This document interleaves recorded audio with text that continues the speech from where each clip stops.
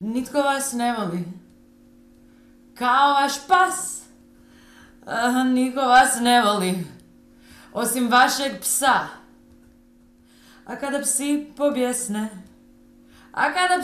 pobjesne, budite dobri, ubite pse, budite ljudi, vi volite pse.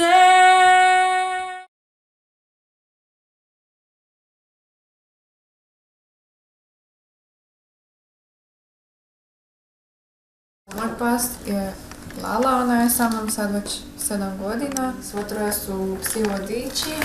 Ovo je Maris i ima 6,5 godina. Kuže oni da mi ne vidimo. I to jako dobro kuže zato što psi uglavnom uspostavljaju kontakt očima. I njima je jako neobično što mi nemamo s njima taj kontakt očima. A kako smo mi to skužili smo na taj način jer znaju raditi nepodopštine. Moja prva pujica koju sam imala 11,5 godina je radila. Ona je stvarno od samog početka kužila da ja ne vidim, izmicala se. Svi moji ukućani koji morali su preskakati preko nje, ne bi se ona mapa s mjesta, leži, zavali se i to je njeno. Njen prostora, recimo kad bi ja naletila, nek sam se samo pojavila, ona bi odmah skočila, pobjegla, ispod stola se zavukla i tako, jer je vidjela opasnost dolazi. A ovaj mali, nakon 2 godine još uvijek, mi je stalno pod nogama. I vječito preskačem preko njega i gazim ga i cvili i polovim mu šape, ali ne, on i dalje leži, on se nema naviku maknuti. Zdenko, da. Kad ja njoj držim neku igračku, pa ona to lovi i skače, ona meni to puno opreznije uzima nego recimo mom bratu ili nekom ko vidi, onda zna malo onako i kao zakačiti zubima i to mene nikad. Kad ja dođem kod nekog negdje gdje mi je nepoznat prostor, ona se meni tako svakih 5 minuta jedanput dođe i gurne me njuškom kao evo tu sam ja i tako. Ja odem recimo, ne znam, u neku drugu prostoriju, ona valjda kuži da je to meni nepoznata prostorija, ona mene čeka pred vratima. Mali čovjek želi preko crte želi, ali ne smije. Njega duše propisane norme, preko crte njegovo je mjesto. Sljepoća je, bez svjetlo, odnosno kao kad bi vi pokušali gledati na lakat. Dakle, ništa. I to je vrlo bitno da bi ljudi shvatili da se ne radi o mraku i da bi razbili barem jedan od strahova i predrasuda prema sljepoći. Jer ja ću to usporediti kako smo mi to uspoređivali u predstavi. Kad bi bila sljepoća mrak, onda bi gubitak njuha bio smrad, a nije.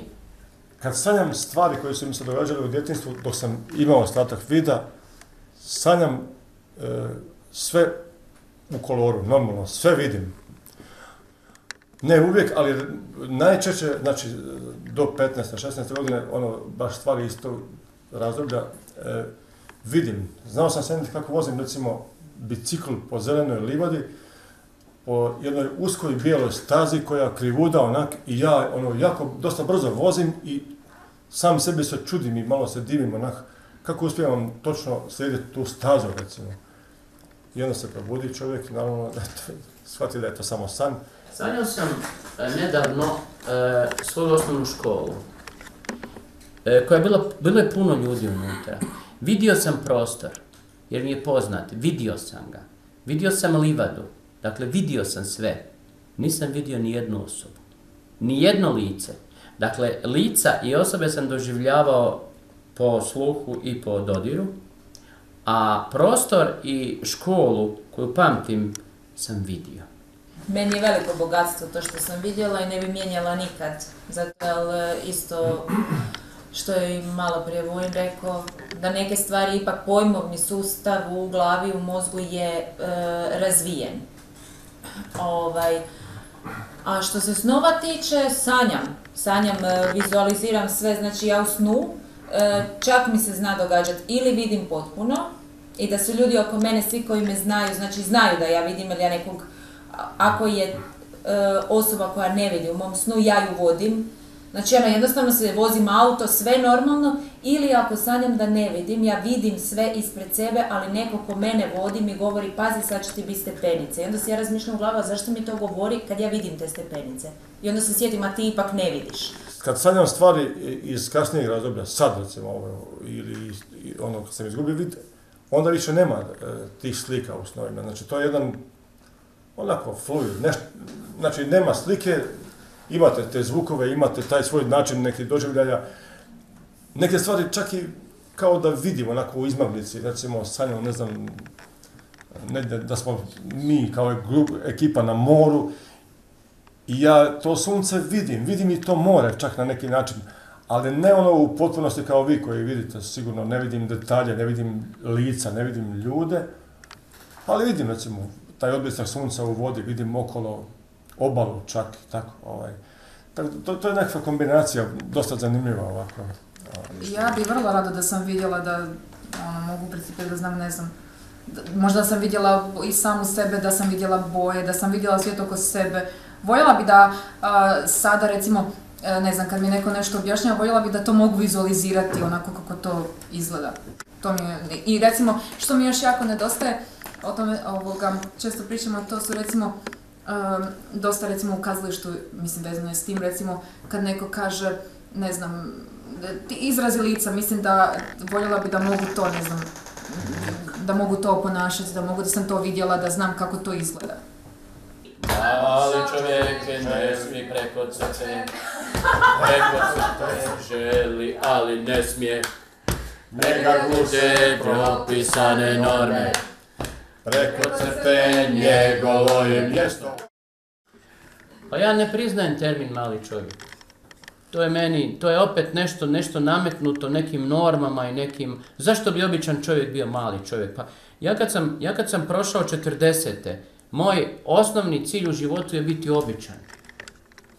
Dakle, meni je suludo razmišljati o velikim ljudima.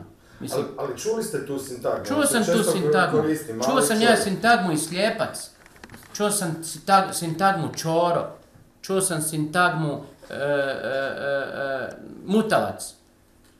Ali ne mogu, dakle, mali čovjek je blaga sintagma. Ja ne znam koji je stvorio. Netko tko sebe tješi i boji se izazova ili netko tko odozgo gleda i kaže ne, gledaj mladi ljudi. To preko crte, recimo da izgleda,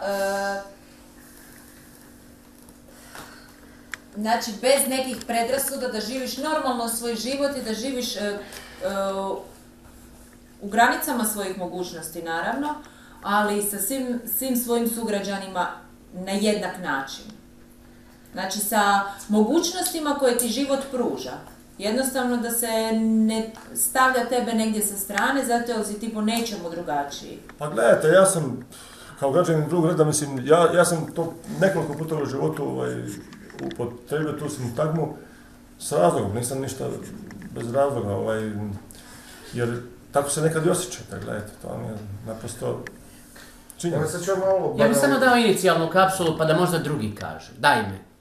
Ako Hrvatska, kao demokratska zemlja, ima najmanji doplatak na invaliditet, ako Hrvatska kao demokratska zemlja osobnu invalidninu daje samo onima koji su praktično vegetacija, ako Hrvatska kao demokratska zemlja ima manji doplatak za slijepe od Albanije, Srbije i Bosne i Hercegovine i to višestruko manji, onda se morate osjećati građaninom drugoga reda. Ja dođem na jedan razgovor u ured, nije bitno koji, i predstavi mi se druga osoba prva osoba kao druga osoba. I cijelo vrijeme priča sa mnom, mislio sam ja budala, da mislim da je to ta osoba za koju se predstavlja.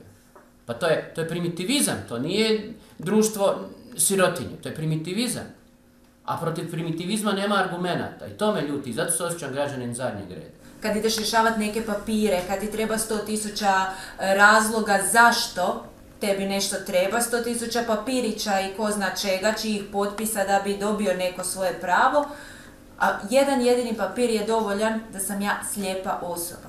Znači i 100% invalid i tu više nema priče i da je moja dijagnoza takva kakva je i da promjene nema. Da su stručnjaci to potvrdili. Ali njima treba još dodatno 500... Svake godine. Svake godine, jer je moždan po njihovom zakonu, ali ne po njihovom mišljenju, nego po zakonu koji su stvorili, moje stanje promjenjivo. A lijepo u papirima piše da nije. Svi me pitaju kako je u vašem svijetu, mislim, svi mi živimo u jednom svijetu, a opet ima svako neki svoj individual. Ne bih htio da se postavi crta kako su slijepi u svojem svijetu. Ne, svi smo u našem svijetu. Ima to i kompleksa, ima to svašta, to je jako teško se pomiriti s tim da ste drugčiji, da vas ljudi drugčije gledaju.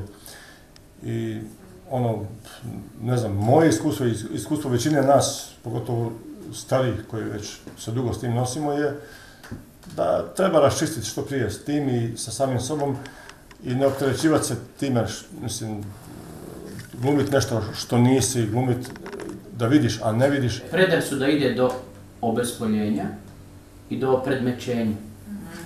Dakle, vas osoba nekad opredmeti. Vi niti imate spola, niti imate vegetativne organe, vi ste drvo. Ulazim u tramvaj i žena ustaje sa stolica prvog i pita, ne mene, nego moju kćer pita, hoće li gospodin sjesti? A moja kćer kaže, pa ne znam, pitajte ga, gospodin dobro čuje, on ne vidi, ali čuje. Ona se meni čak neće ni obratiti direktno. Recimo, ja ni sav svoj trud nisam uspjela uspostaviti komunikaciju sa muškim dijelom svojih kolega. Recimo, situacije kad, ne znam, ide popis na predavanju i sjedi kraj mene neki kolega, neće sa mnom, uopće ne komunicira sa mnom, nego, ne znam, kolegici do mene kaže, hoćeš ti potpisati Suzanu ili daj ti nešto, uopće se ne može obratiti mene, I za mene to toliko, na trenutke me zna tako nešto pogodi da ja uopće nemam ni volje, objašnjavati, okrenuti se, ok, možeš sa mnom porazgovarati. Nekad bi možda, ne znam, tako reagirala, bila onako buntovna, sad više nekako prepustim se, ne znam. Mislim da dečki koji su slijepi ili koji imaju neku drukčiost u smislu invaliditeta imaju veliku prednost zato što su cure puno emotivnije, puno savršenije i puno lakše ostvaruju partnerstvo sa dečkom koji ne vidi ili ne zna. Bila sam u izlasku s prijateljicom u jednom klubu i bila su dva prijatelja i nas dvije smo bile i tako pokušavali su komunicirati jedan s njom, jedan sa mnom. I kad je dečko koji je pokušao komunicirati sa mnom shvatio da ja ne vidim, oni su obojica pobjegli glavom bez obzira u smislu, onda mi je rekla prijateljica, su počeli pokazivati gdje ste, Isuse, ona nije normalna, s njom nije u redu, s njom ništa nije u redu, s njom nešto nije kako treba. Postoje crte oko nas, samo obično crte po kojima se mi moramo kretati su drugi nacrtali. A to ja se ne mogu s tim pomiriti, dajte vi ljudi, ja to ne mogu. Pa mi tako ne vidimo te crte, onda idemo ovako kako mi hoćemo, ne, po crtama.